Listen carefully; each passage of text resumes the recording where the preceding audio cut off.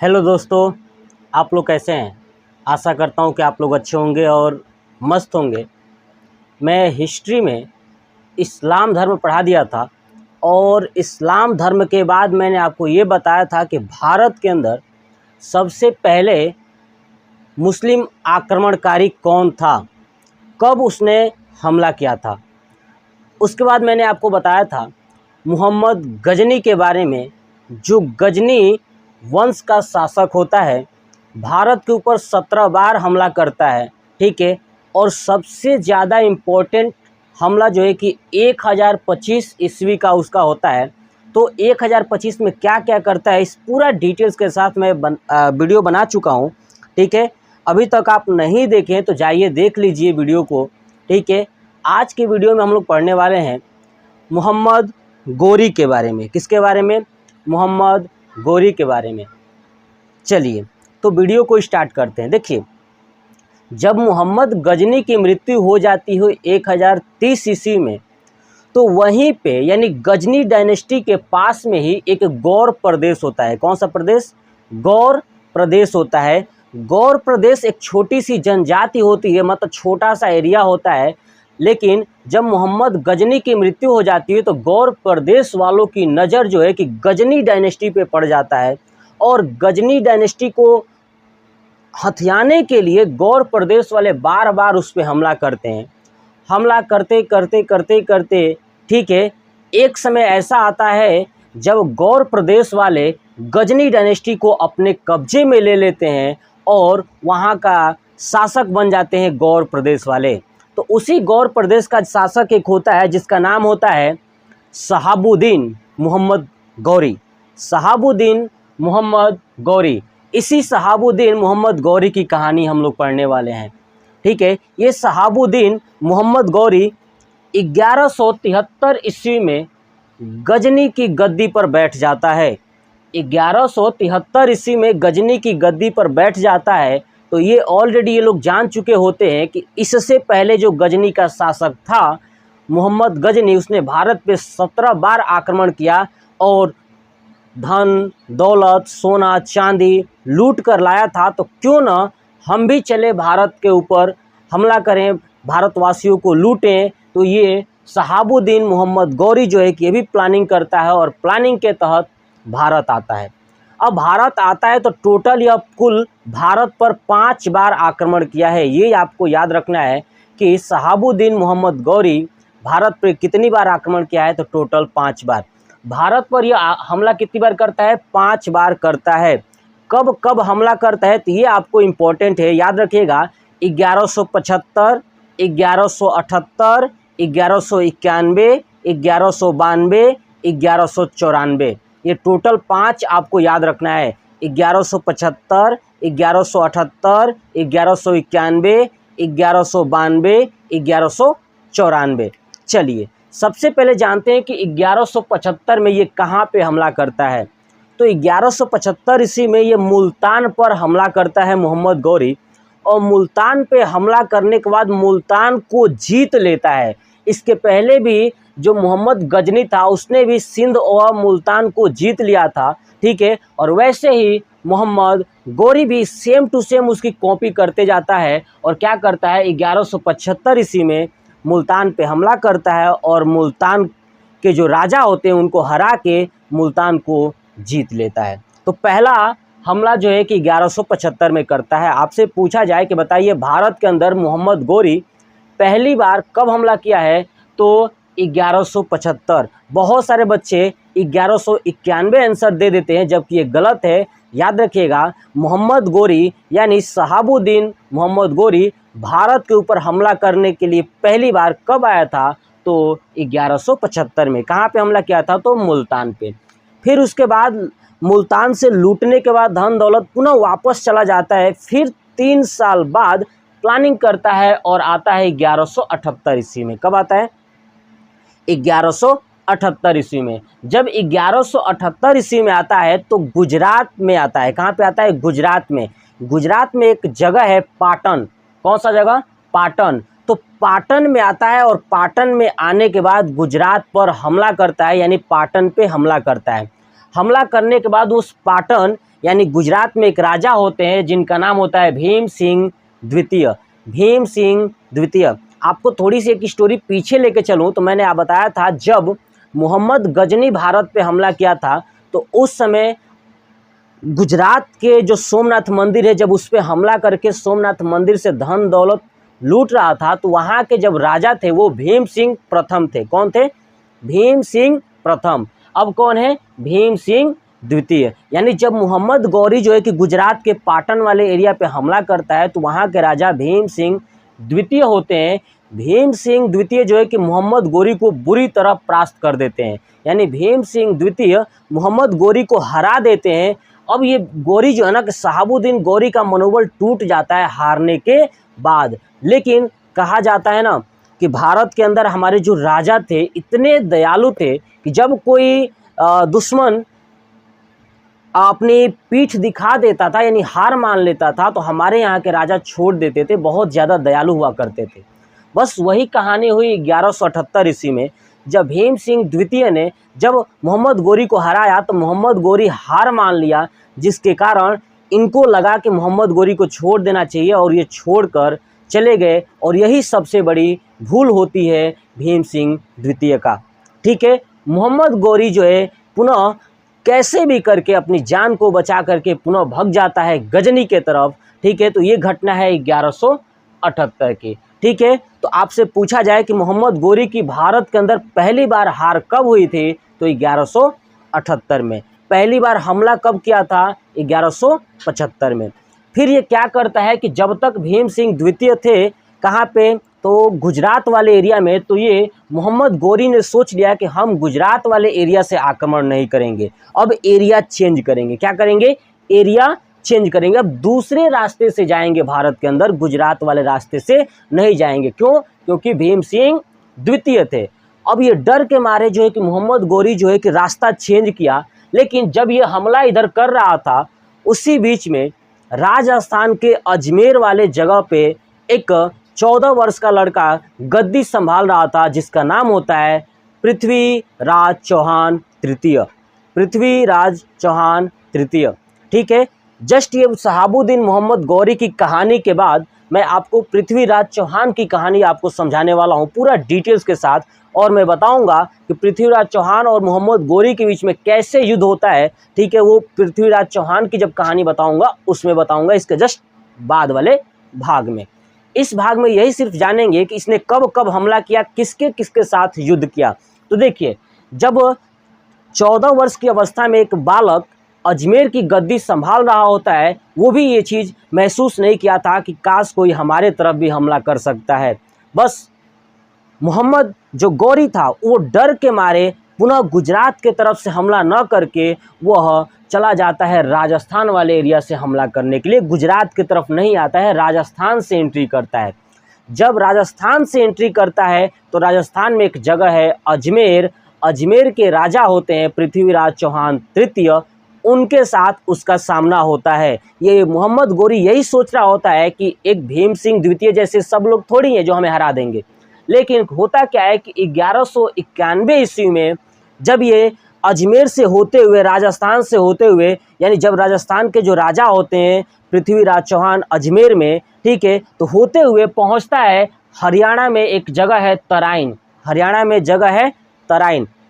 जब ये हरियाणा वाले रास्ते से एंट्री करता है तो ये बात पता चल जाता है पृथ्वीराज चौहान को, और पृथ्वीराज चौहान सैनिक को लेकर के निकल जाते हैं मोहम्मद गौरी से युद्ध करने के लिए। और 1191 ईस्वी में हरियाणा में एक जगह है तराइन, यानी तराइन में मोहम्मद गौरी और पृथ्वीराज चौहान तृतीय के बीच में भयानक युद्ध होता है, जिसमें पृथ्वीराज चौहान मोहम्मद गौरी को बुरी तरह से हरा देते हैं और उसे भारत छोड़ने पर मजबूर कर देते हैं। और फिर से मोहम्मद गौरी भारत में उसकी दूसरी हार हो जाती है। 1191 ईस्वी में भारत छोड़कर चला जाता है। लेकिन मोहम्मद गौरी ने सोच लिया था कि कुछ भी हो भारत के ऊपर हमला करना ही करना है। तो 1191 में खुद हार जाने के बाद वो कहाँ चला गया? अपने देश वापस चला गया। वापस जाने के बाद यहाँ पे पृथ्वीराज चौहान तृतीय जो है कि जीत जाते हैं। तो आपसे पूछा जाए कि तराइन का प्रथम युद्ध किसके किसके बीच हुआ था? तो याद रखिएगा, मोहम्मद गौरी और पृथ्वीराज चौहान तृतीय के बीच में। वर्ड याद रखिएगा, पृथ्वीराज चौहान तृतीय के बीच में हुआ था। मोहम्मद गौरी और पृथ्वीराज चौहान तृतीय के बीच में तराइन का प्रथम युद्ध हुआ था 1191 ईस्वी में, जिसमें गौरी हार जाता है और पृथ्वीराज चौहान जीत जाते हैं। क्लियर? जब जो है कि गौरी हार जाता है तो गौरी की दूसरी हार होती है भारत के अंदर, लेकिन फिर भी वो हार नहीं मानता, फिर भी हमारे भारत के राजा पृथ्वीराज चौहान छोड़ देते हैं उसे। ठीक है, यही गलती हमारे भारत के राजा किए कि दो बार मोहम्मद गौरी को जीवन दान मिल चुका है। एक 1178 में भीम सिंह द्वितीय के अनुसार, ठीक है, और 1191 में पृथ्वीराज चौहान के द्वारा उसे जीवन दान दे दिया जाता है, जिसके कारण भारत में आज हमारे भारत के अंदर जो मुस्लिम संप्रदाय है ये आ जाती हैं और भारत के अंदर मुस्लिम लोग हो जाते हैं। अगर काश उस समय भीम सिंह द्वितीय और पृथ्वीराज चौहान मोहम्मद गौरी को मार दिए होते वहीं पे, आज भारत के अंदर मुस्लिम नहीं होते, मुस्लिम धर्म ही भारत में नहीं इतनी तेज़ी से फैल रही होती, या हमारे देश के अंदर ये नहीं हुआ होता। ठीक है, बस यही गलती है भीम सिंह द्वितीय और पृथ्वीराज चौहान की, जिन्होंने छोड़ दिया। लेकिन मोहम्मद गौरी बिल्कुल नहीं रुकेगा, वो किसी पे दया नहीं करेगा। एक साल बाद क्या होता है, 1192 ईस्वी में पुनः उसी जगह पे जहाँ पे गौरी हारा होता है तराइन में, ठीक है, वहीं पे फिर से गौरी और पृथ्वीराज चौहान के बीच में युद्ध होता है, जिसमें गौरी जीत जाता है। क्या होता है? गौरी जीत जाता है, पृथ्वीराज चौहान हार जाते हैं।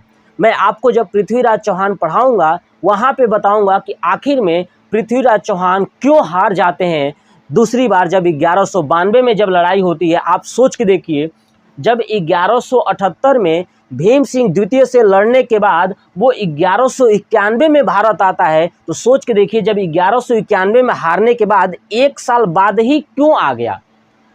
कोई ना कोई भारत के अंदर ऐसा गद्दार है जो मोहम्मद गौरी को भारत बुलाएगा।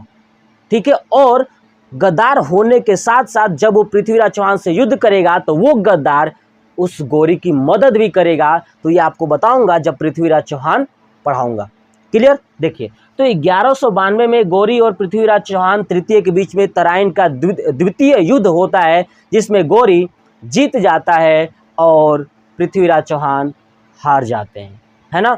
जब पृथ्वीराज चौहान हार जाते हैं तो इनको बंदी बना लेता है, और बंदी बनाने के आगे की कहानी पृथ्वीराज चौहान मैं आपको सुनाऊंगा। तो बस ऐसे ही आप मेरी वीडियो को देखते रहिए और लाइक शेयर सब्सक्राइब जरूर करिएगा। चलिए, 1192 की घटना कंप्लीट हो जाती है।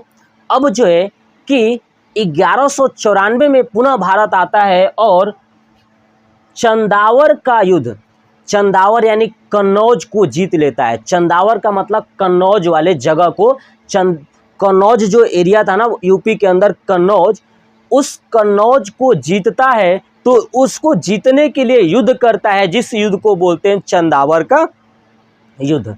और ये चंदावर का युद्ध मोहम्मद गौरी और जयचंद, राजा जयचंद के बीच में होता है। और ये जयचंद कौन है? तो पृथ्वीराज चौहान के ससुर, है ना, पृथ्वीराज चौहान तृतीय के ससुर हैं जयचंद, उन्हें भी ये हराता है। मैं आपको बताया कि पृथ्वीराज चौहान की कहानी बताऊंगा तो बताऊंगा कि आखिर में क्या माजरा है, क्या हुआ है ये सब।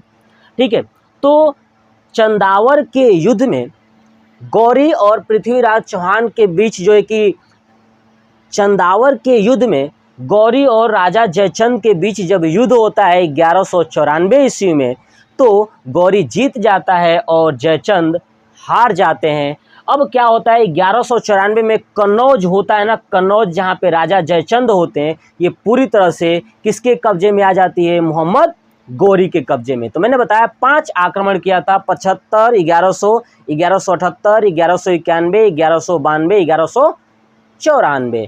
तो ये पूरा हमला 5 करने के बाद अब लास्ट जो हमला 5वां हमला है, जब ये जीत गया, कन्नौज को जीत गया। देखिए, दो बार, एक तो 1192 में हराया पृथ्वीराज चौहान को, 1194 में जयचंद को हरा दिया चंदावर के युद्ध में। जब हराने के बाद ये इतना खुश था तो लोगों ने पूछा, भारतीय लोग जो है कि देखा, जब लोगों पे हमला कर रहा था, राजाओं पे हमला कर रहा था, तो राजाओं के महल के अंदर वहाँ के लोगों के महल के अंदर देखा कि एक मूर्ति लगी हुई है, जो मूर्ति लक्ष्मी जी की होती थी। किसकी? देवी लक्ष्मी की। तो लोगों से पूछा कि बताओ ये मूर्ति क्यों लगाया गया है। तो लोगों का कहना था, लोगों ने गौरी को बताया कि देवी लक्ष्मी भारत में जो पैसा रुपया है उसकी देवी होती हैं, लोग इसलिए लगाते हैं ताकि उनके पास धन दौलत बहुत ज़्यादा है। इससे गौरी को लगा कि क्यों ना मैं भी देवी लक्ष्मी की मूर्ति बनवाऊं। ठीक है, तो ये पहली बार ऐसा मुस्लिम शासक है जिसने देवी लक्ष्मी की अंकित वाला मुद्रा चलाया। क्या चलाया? मुद्रा यानी रुपया, है ना। उसके ऊपर मोहर जो थी वो देवी लक्ष्मी माँ की थी। ठीक है, तो पहली बार ऐसा मुस्लिम शासक है जिसने देवी लक्ष्मी की आकृति वाली मुद्रा को चलाता है। उसके साथ साथ एक साइड देवी लक्ष्मी माँ की आकृति वाला सिक्का होता है, तो एक साइड उनकी फोटो होती है, दूसरी साइड देवनागरी में लिखवाता है मोहम्मद बिन साम। क्या लिखवाता है? मोहम्मद बिन साम। क्या लिखवाता है? मोहम्मद बिन साम। और उसी पर कलमा खुदवाता है। कलमा का मतलब होता है लिखवाने, लिखा पढ़ी वाली बातें, जैसे मोहम्मद बिन साम, वो सब लिखवाने की प्रक्रिया जो है क्या कहलाती है? कलमा कहलाती है। अरबी भाषा में कलमा कहलाती है। ठीक है, तो आपको समझ में आ गया कि 1194 यानी चंदावर के युद्ध में जब वो जीत हासिल कर लेता है तो देवी लक्ष्मी की आकृति वाली सिक्के का निर्माण करवाता है और उसके पीछे मोहम्मद बिन साम लिखवाता है देवनागरी लिपि में और उसी पर कलमा खुदवाता है। तो आपसे पूछा जाए कि भारत के अंदर पहला ऐसा कौन सा मुस्लिम शासक है जिसके सिक्के पर कलमा खुदवाया जाता था, वो यही है मोहम्मद गौरी। क्लियर? शहाबुद्दीन मोहम्मद गौरी। कौन सा ऐसा मुस्लिम शासक है जिसने देवी लक्ष्मी माँ की आकृति वाली सिक्का बनवाया था? वह है शहाबुद्दीन मोहम्मद गौरी। कौन सा ऐसा मुस्लिम शासक है जिसने देवनागरी में अपने सिक्के पर मोहम्मद बिन साम लिखवाया था? तो शहाबुद्दीन मोहम्मद गौरी।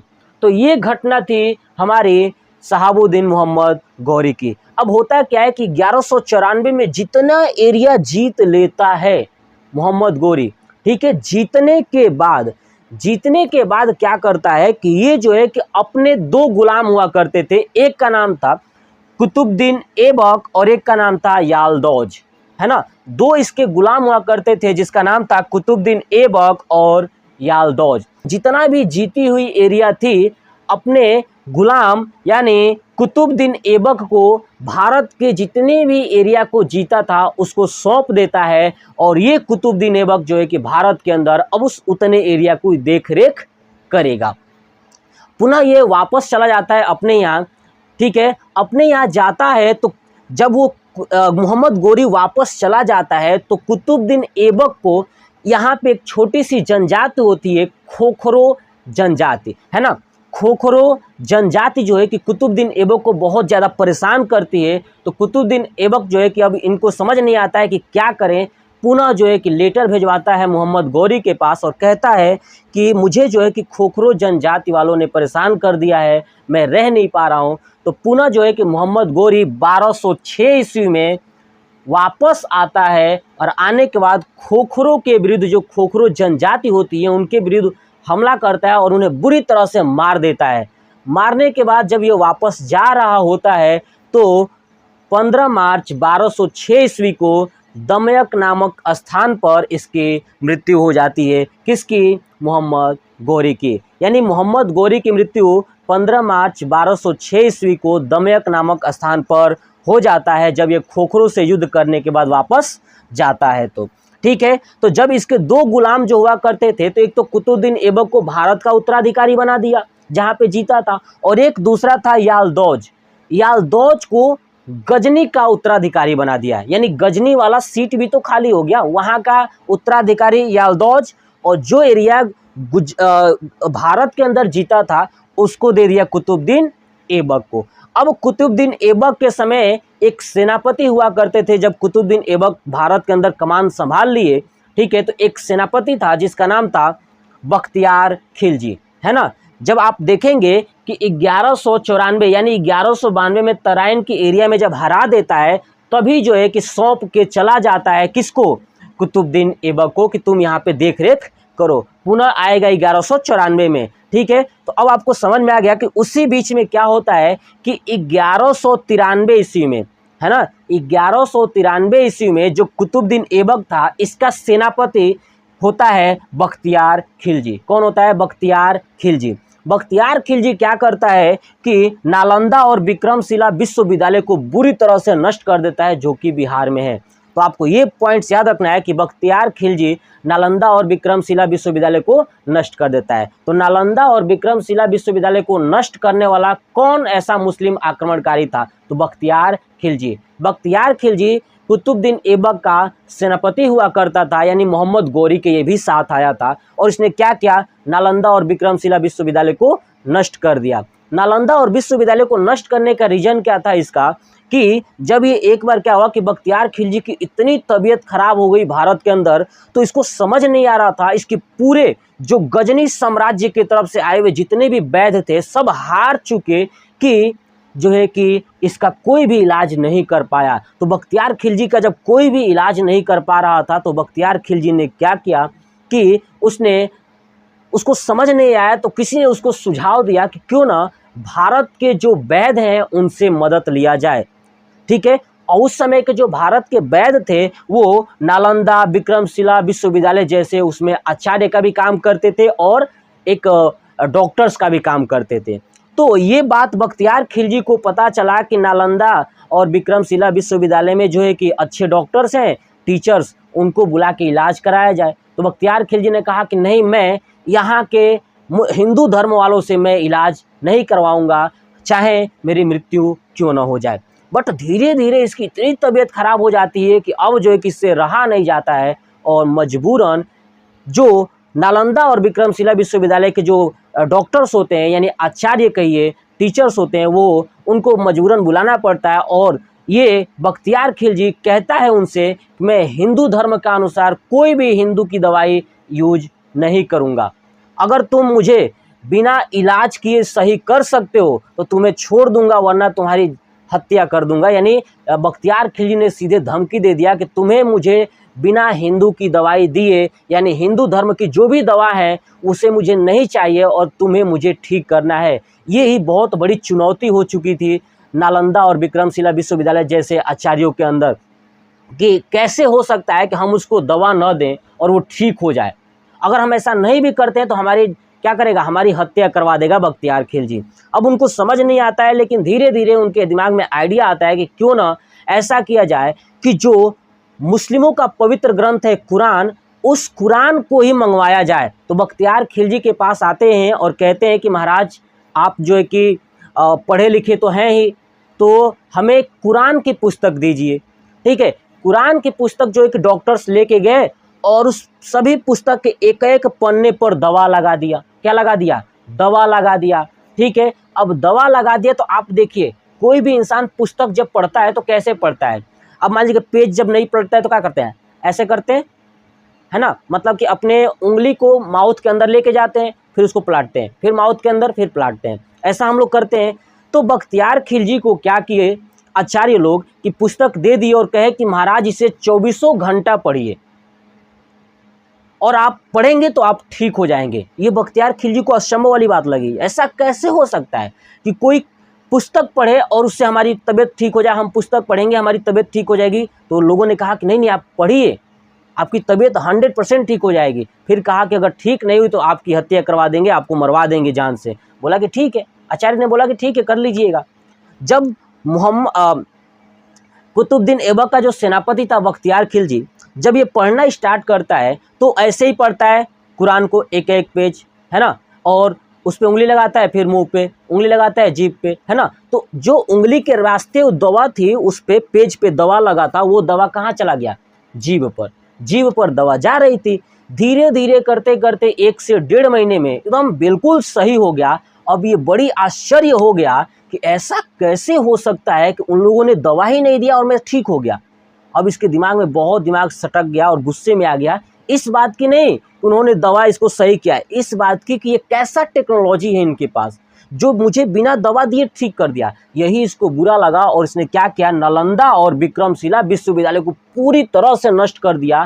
क्यों? इसने सोचा कि ऐसा ना हो कि पूरे विद्यालय के जो अंदर है जितनी भी पुस्तकें हैं, कोई ना कोई राज जरूर है, इसलिए पूरा नालंदा और विक्रमशिला विश्वविद्यालय को ध्वस्त कर दिया। ठीक है। और कहा जाता है कि नालंदा विश्वविद्यालय तो लगभग 1 हफ्ते तक जलता ही रहा, उसके अंदर लाइब्रेरी में इतनी पुस्तकें थी, सब जलता रहा और सभी आचार्य सब लोग भाग गए। नालंदा विश्वविद्यालय और विक्रमशिला विश्वविद्यालय को ध्वस्त करने वाला यही था बख्तियार खिलजी, जो 1193 ईस्वी में हमला कर देता है। अब क्या होता है कि सेनापति तो ये चला गया, ठीक है। अब देखिए कि आपसे अब थोड़ी सी क्वेश्चन पूछी जाए। मैंने बता दिया कि मोहम्मद गोरी, शहाबुद्दीन मोहम्मद गोरी की मृत्यु तो हो जाती है 15 मार्च 1206 ईस्वी को दमयक नामक स्थान पे। अब चलते हैं थोड़ी सी इंपॉर्टेंट क्वेश्चन की तरफ। क्वेश्चन आपसे पूछा जाए कि भारत के अंदर मुस्लिम साम्राज्य का वास्तविक संस्थापक किसे कहा जाता है, तो शहाबुद्दीन मोहम्मद गौरी को। भारत के अंदर मुस्लिम साम्राज्य का वास्तविक संस्थापक किसे कहा जाता है, तो मोहम्मद, है ना, गौरी को। क्यों? क्योंकि यही आता है हमला करने के बाद जीते हुए एरिया को कुतुबुद्दीन ऐबक को दे देता है। क्लियर? चलिए, तो ये याद रखिएगा। लेकिन भारत के अंदर आपसे ये क्वेश्चन आपसे ये पूछा जाए कि तुर्की वंश का संस्थापक कौन है, तो कुतुबुद्दीन ऐबक। जो कुतुबुद्दीन ऐबक था ना, वो तुर्क से था, तुर्की वंश से था, है ना, तो तुर्क से था, इसलिए तुर्क वंश। अब कुतुबुद्दीन ऐबक जब गद्दी पे बैठ गया तो इसके खानदान आएंगे यहाँ पे, है ना। तो अब ये कुतुबुद्दीन ऐबक की खानदान होगी। मैं पूरा हिस्ट्री पढ़ाऊंगा आपको, ध्यान सुनिए। कुतुबुद्दीन ऐबक बैठ गया तो अब इनसे जो पीढ़ी आएंगी वो यहाँ पे भारत में राज करेंगी। तो कुतुबुद्दीन ऐबक जो है कि तुर्की वंश का संस्थापक माना जाता है। लेकिन मुस्लिम साम्राज्य का वास्तविक संस्थापक भारत के अंदर किसे कहा जाता है, तो मोहम्मद गौरी, क्योंकि इसने ही भारत के अंदर मुस्लिमों को बेहतरीन तरीके से फैलाया, लोगों को छोड़ के गया, इसके पहले किसी ने नहीं किया था। तो ये आपको याद रखना है। उसके बाद 2 और इंपॉर्टेंट पॉइंट्स कि सलीम मोइनुद्दीन चिश्ती, जब मोहम्मद गौरी भारत के अंदर आया था तो उनके साथ जो है कि सलीम मोइनुद्दीन चिश्ती भी आए थे, ठीक है।